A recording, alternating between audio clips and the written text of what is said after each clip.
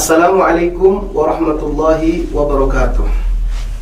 Alhamdulillah, wassalatu wassalamu ala rasulillah Sayyidina Muhammadin ibni Abdillah wa ala alihi wa sahbihi wa man walah. Amma ba'du, para pemirsa TV Pejuang Islam yang mudah-mudahan senantiasa diberkahi oleh Allah Subhanahu wa Ta'ala. Senang sekali pada kesempatan kali ini saya Fadil Sumba bisa bersama-sama dengan narasumber kita yang nantinya akan berdialog bersama kita dalam kesempatan yang sangat mulia ini. Tentu sangat senang sekali, dan sebelum dialog ini kami mulai, kami menghimbau agar terus mendukung channel TV Pejuang Islam dengan cara mensubscribe dan juga men-share semua video-video yang bermanfaat dari channel YouTube TV Pejuang Islam ini. Mudah-mudahan antum semuanya yang senantiasa mendukung channel ini senantiasa diberikan keberkahan oleh Allah dan diberikan ilmu yang bermanfaat. Amin ya rabbal alamin. Langsung saja kita menyapa beliau yang akan menjadi narasumber kita dalam dialog pada kesempatan yang mulia ini, yaitu Kiai Haji Muhammad Lutfi Basari. Assalamualaikum warahmatullahi wabarakatuh. Waalaikumsalam warahmatullahi wabarakatuh. Bagaimana kabarnya hari ini, Kiai? Alhamdulillah sehat. Mudah-mudahan senang, bahagia. Mudah-mudahan senantiasa diberi umur panjang. Amin, amin. Dan juga dikabulkan segala hajat-hajat baik dunianya maupun akhirat. Amin ya rabbal alamin. Baiklah pemirsa yang dimuliakan Allah Subhanahu wa Ta'ala, Kiai, sejarah masuknya Islam ke Indonesia ini tentu adalah dibawa oleh para ulama-ulama yang datangnya dari Gujarat, kemudian dari Hadramut, dan juga dari wilayah sebagian Arab begitu. Nah, tentu di awal masuknya para pendakwah-pendakwah Muslim yang masuk ke Indonesia ini tentu cara berdakwahnya juga ketika itu, di mana saat itu Islam ini ketika itu adalah mayoritas pemeluk agama Hindu dan Buddha sebelum Islam masuk. Nah, bagaimana pandangan Kiai tentang awal dakwah para wali Songo khususnya ketika di saat awal-awal masuknya Islam di Indonesia? Ya, kalau kita bicara Islam di Indonesia nih ya dakwah para wali Songo, dan tentu juga bukan sekedar 9 wali kan, itu satu hal yang dikenal masyarakat ya, tapi masih banyak. Bahkan tokoh-tokoh Islam yang datang ke Indonesia sebelum eranya Wali Songo itu ada. Banyak ya? Ada, ya. Itu begini, karena situasi di Indonesia itu ada penganut animisme, dinamisme, Hindu dan Buddha kan begitu ya. Maka datanglah para pedagang-pedagang dari beberapa tempat yang mereka itu Muslim, mengenalkan. Sebenarnya bukan sekedar pedagang, gitu, tapi mereka adalah tokoh-tokoh Islam yang mempergunakan sektor perekonomian untuk menjadi ladang dakwah. Itu begitu. Jadi tidak langsung, memang visinya langsung ceramah berdakwah. Nah, jadi sektor perdagangan itu atau perekonomian dijadikan lahan dakwah. Mereka adalah tokoh-tokoh Islam. Memang kalau dalam sejarah kan pedagang-pedagang dari Gujarat, tapi bukan pedagang sebenarnya, bukan murni. Nah, begitulah. Nah, karena situasi di Indonesia itu belum mengenal Islam, maka dikenalkan sebagaimana Rasulullah SAW. Tatkala pertama kali beliau menyampaikan Islam di kota Makkah kan belum dikenal, maka door to door, face to face gitu ya. Face to face. Nah, akhirnya bisa 1, 2, 3 masuk Islam. Begitu juga di tanah Jawa. Tapi keadaan itu juga bergulir ya. Yang saya katakan tadi, sebelum era Wali Songo itu ada sebenarnya pejuang-pejuang Islam yang masuk ke Indonesia, pendakwa-pendakwa. Kemudian setelah era Wali Songo yang sekian tahun itu juga berkembang gitu. Maka metode juga berkembang. Jadi ada satu metode saja gitu. Contoh ada dari sekian dakwah Wali Songo itu melihat ada masyarakat yang suka adu ayam. Kayak gitu kan. Yang jelas kita mengatakan adu ayam hukumnya kan haram kan gitu. Tapi dunianya adu ayam itu nggak bisa kalau diselesaikan dengan cuma dakwah saja gitu, beritahukan nggak bisa. Akhirnya oleh salah satu dari Wali Songo itu diambilkan ayam, kemudian dibacain doa, kemudian diadu. Tapi dengan catatan yang ringkasnya, kalau ayam saya kalah maka saya akan taat kepada permintaan kalian. Tapi kalau ayam kalian ini semua kalah dengan ayamku, maka kalian harus masuk Islam. Subhanallah, Ya. dengan karomah beliau, ayamnya doain begitu, kemudian menang. Seluruh ayam milik masyarakat ini ya kalah. Ya. Akhirnya mereka masuk Islam. Ya. Nah, itu kan juga metode ya.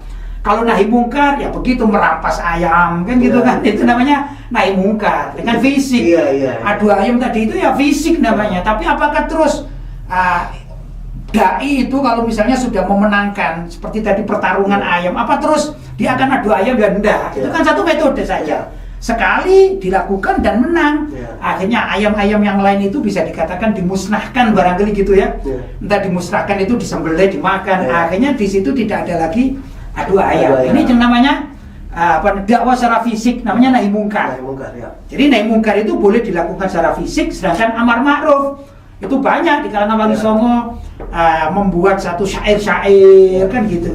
Begitulah kurang lebih yang dilakukan.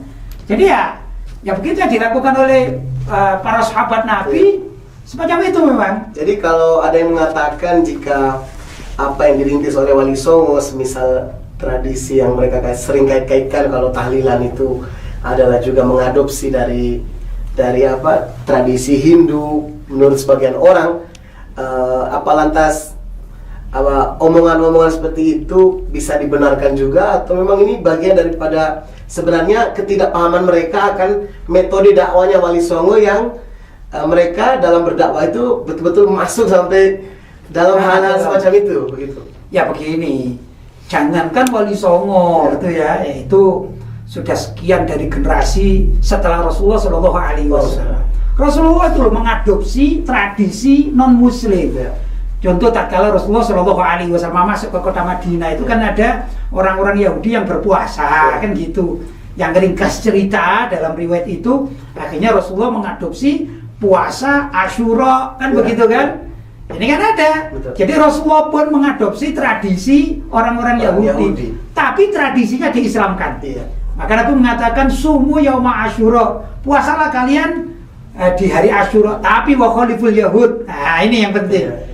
Kalian harus berbeda dengan orang Yahudi. Sumu yauman qablahu au yauman ba'dahu. Tambah lagi puasa di hari sebelumnya itu 9 atau sesudahnya yaitu 11. Jadi 10 dengan 9 atau 10 dengan 11 itu yang berbeda dengan orang Yahudi itu. Dan kalau masalah tradisi banyak gitu ini. Tradisi Jawa seperti punya saya ini ya, baju ini namanya baju koko ya. Ini diakui sebagai baju muslim. Ya. Busana muslim. Kita jualan baju takwa ya, kita beli di toko-toko misalnya ya, jual busana muslim. Yang ada ya takwa gitu. Ya. Padahal ini kalau kita jeli nih ya, asal ini semacam pakaiannya Brasile tahu ya. Pemain pesilat dari Cina ya kan begitu. Cuma diislamkan kalau Brasile itu warnanya kuning, kadang merah, kadang hitam. Akhirnya sama orang Indonesia diislamkan menjadi putih. Karena apa? Karena Nabi Shallallahu Alaihi Wasallam yuhibbul bayat. Nah, itu senang warna putih. Jadinya apa? Warna putih dan masuk di masjid, namanya budaya yang jadi dimodifikasi. Iya, ada masalah. Termasuk masih banyak itu. Menara masjid itu, menara. Kan di masjid-masjid ada menara. Apa sih kalimat menara? Dari katakan mahallun nar. Al-manar. Jadi menara, mahallun nar. Itu dulu orang-orang Majusi, kalau mereka mau menyembah api, itu apinya digantung dulu atau taruh di atas, sehingga kelihatan. Lah, ada suatu hal yang menarik. Ternyata mimbar milik umat Islam itu, mimbar ya, mic yang besar itu ya, itu kan perlu di atas. Kalau taruh di bawah, ya nggak terlalu terdengar oleh masyarakat. Akhirnya ditaruh di atas suatu tempat. Nah, untuk naruh di atas itu perlu suatu tempat, maka dikatakan menara. Nah, gitu dari kalimat al-manar.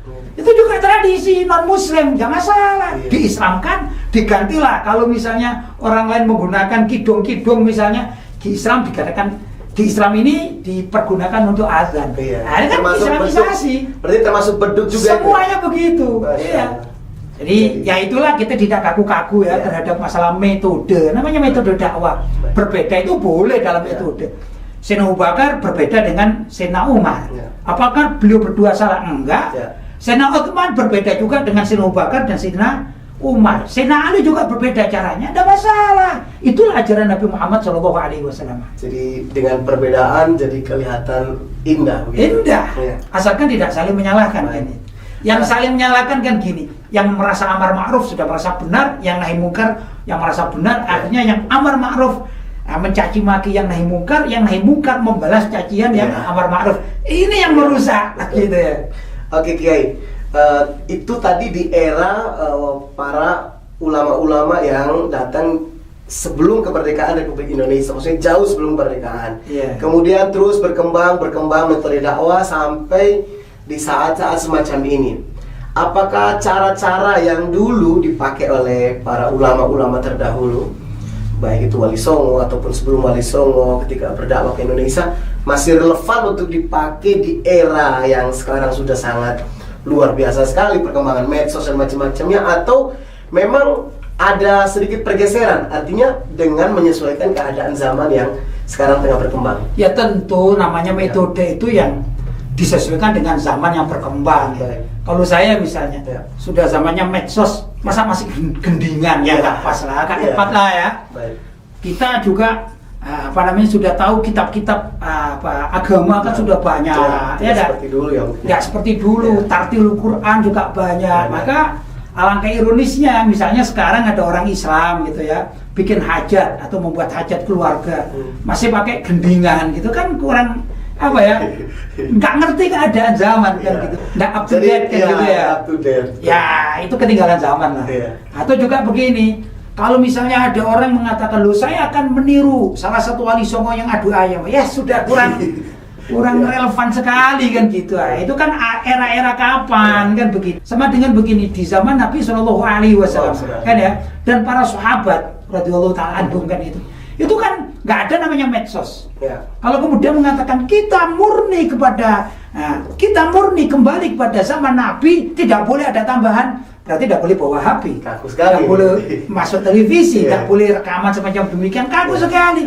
Jadi ada begini, tradisi yang memang bisa dilanjutkan, boleh dilanjutkan dan itu baik. Tapi yang sudah tidak relevan ya diganti yang sekarang relevan. Kalau nggak laku kan, dakwah Islamnya nggak laku, tidak bisa mendunia. Padahal kewajiban kita juga harus ikut mendakwakan Islam ini di segala tempat kan begitu.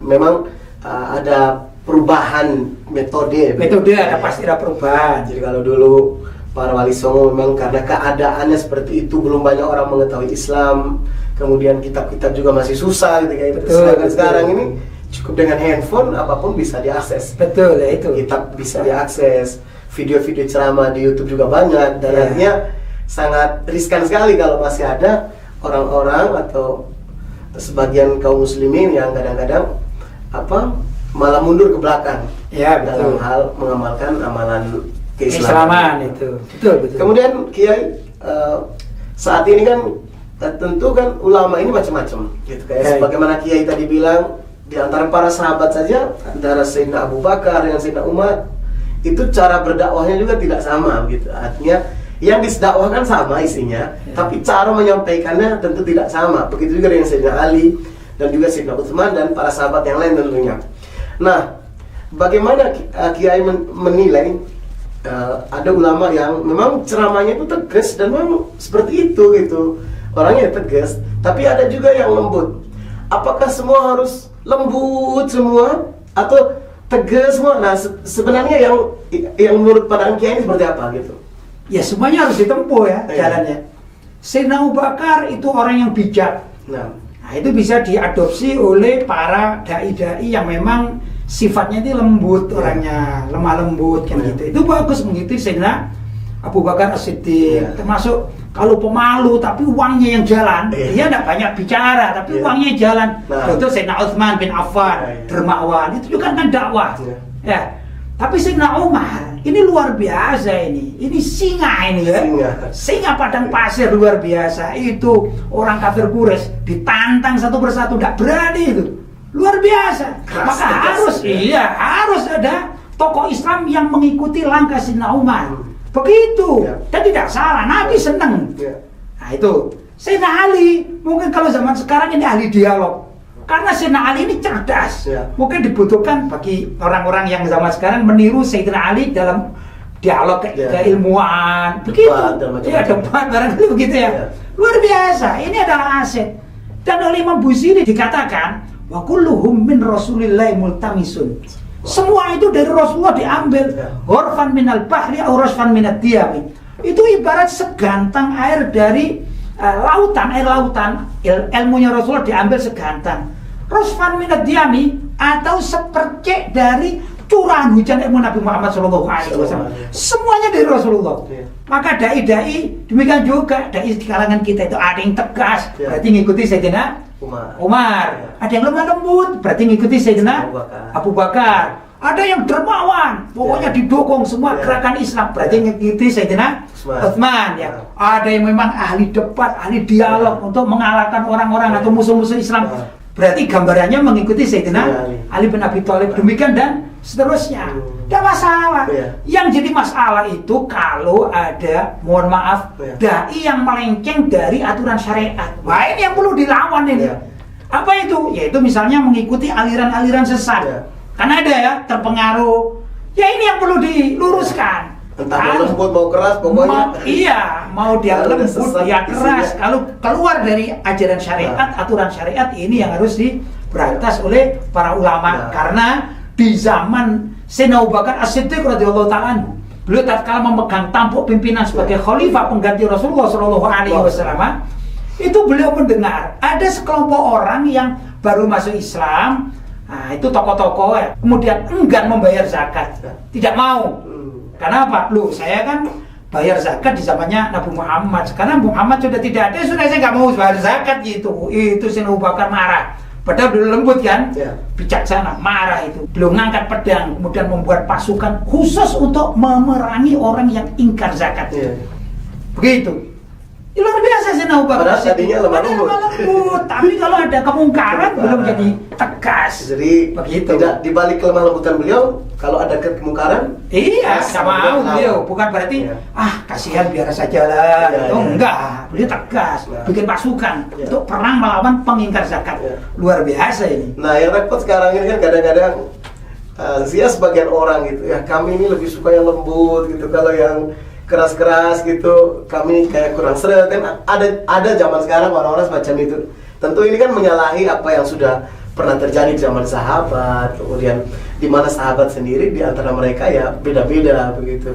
Nah, masyarakat muslim yang semacam ini artinya yang hanya kepengen yang lembut ini, sebenarnya faktor apa sih kok sampai? Ya, faktor ilmu yang kurang masuk kepada mereka belum paham. Mungkin sebagian dari para dai itu tidak menyampaikan riwayat-riwayat bagaimana sih cara dakwah Rasulullah. Ya. Rasulullah itu pernah lembut, tapi pernah juga tegas, Ya. gitu kan? Ya. Bahkan menghukum, Rasulullah menghukum kan gitu dengan rajam. Ya, ya. Terus dinilai apa? Ya. Apa Rasulullah keras atau radikal? Kan enggak. Rasulullah itu jiwa yang memang perlu diikuti kan Ya. gitu.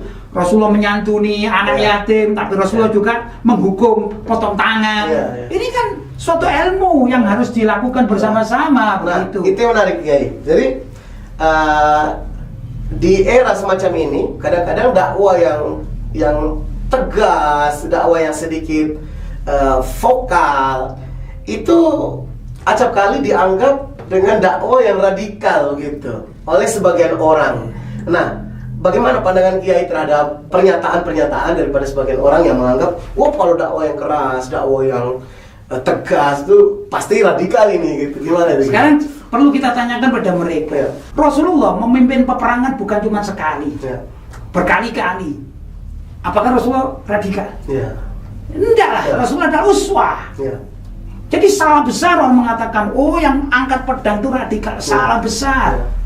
Karena apa? Dalam satu keterangan dikatakan juga surga itu bisa didapatkan dari bayang-bayang pedang. Artinya kalau pedang terhunus, di situ ada nilai surganya. Ya. Terus apa dikatakan itu radikal, ini ekstrim. Ya. Salah itu, orang yang tidak mengerti duduk permasalahan di dalam bagaimana kehidupan Nabi Muhammad Ya. SAW. Beliau angkat pedang, Ya. sahabat-sahabat angkat pedang. Akan ada perang Badar, ada perang Uhud, Ya. perang Mu'tah, Ya. perang perang yang lain-lainnya. Ya, termasuk sahabat Abu Bakar tadi yang memerangi Sayyidina Abu Bakar juga orang yang ingkar demikian. zakat. Sayyidina Umar itu luar biasa. Ya. Apakah dikatakan Sayyidina Umar ini Radikal. sudah bukan Islam Ya, lagi? teroris gitu. Teroris gitu. Tatkala Sayyidina Umar hijrah. Ya. Bayangkan aja hijrah. Orang-orang yang memang waktunya itu ya hijrahnya sembunyi-sembunyi. Ya. Kemudian Sayyidina Umar datang ke pintu Ka'bah yang di situ memang tempat berkumpulnya tokoh-tokoh Quraisy. Ya. Udah belum mengumumkan. Yang ringkasnya barangkali demikian. Hai kalian yang ingin istrinya jadi janda atau anaknya jadi yatim, kejar aku Umar. Aku hari ini mau hijrah. Ini aku angkat pedang. Yang berani silakan kejar Umar. Terus gimana ini? Apa dikatakan, wah ini Sayyidina Umar ini teroris, radikal? Ya enggak lah, itu metode dakwah namanya ya. Jadi ya salah besar orang yang suka mengatakan demikian karena nggak ngerti. Intinya nggak ngerti tadi. Faktornya nggak mau ngaji itu faktornya. Tapi kalau orang ngaji sejarah dengan lengkap, insya Allah tidak terjadi seperti itu. Dan bisa memahami metode dakwah macam-macam ya. Selama tidak mengajak kepada kemungkaran. Ya, selama tidak keluar dari aturan syariat. Nah, Itu. ya. Sangat menarik sekali kayak ini. Jadi pemirsa TV Pejuang Islam yang dimuliakan Allah, menarik sekali tadi dialog kita dengan narasumber kita itu Kiai Haji Muhammad Lutfi Basori, di mana ternyata memang dakwah itu bermacam-macam gitu Kiai. Betul. Ada yang lembut, ada yang tegas. Sebagaimana para sahabat-sahabat juga dulu seperti itu. Dan Rasulullah pun adalah sosok yang ada lembutnya, ya ada tegasnya, campur gitu. Oleh karena itu, tentu ketidakpahaman kita sebagian masyarakat kita yang menilai bahwasanya dakwah dengan tegas itu dianggap radikal, itu karena tadi beliau menyampaikan karena minimnya pengetahuan akan ilmu agama. Oleh karena itu, kami mengajak pemirsa semuanya untuk senantiasa ayo kita gemar untuk mengaji, belajar sehingga kita lebih terbuka lagi dalam wawasan keilmuan kita, sehingga kita tidak mudah menyalahkan dan bisa menerima metode dakwah yang selalu mengajak kepada kebenaran selama tidak keluar daripada rel-rel syariat yang telah diajarkan oleh Rasulullah SAW. Dan tentu ini merupakan akhir daripada perjumpaan kita pada dialog kali ini.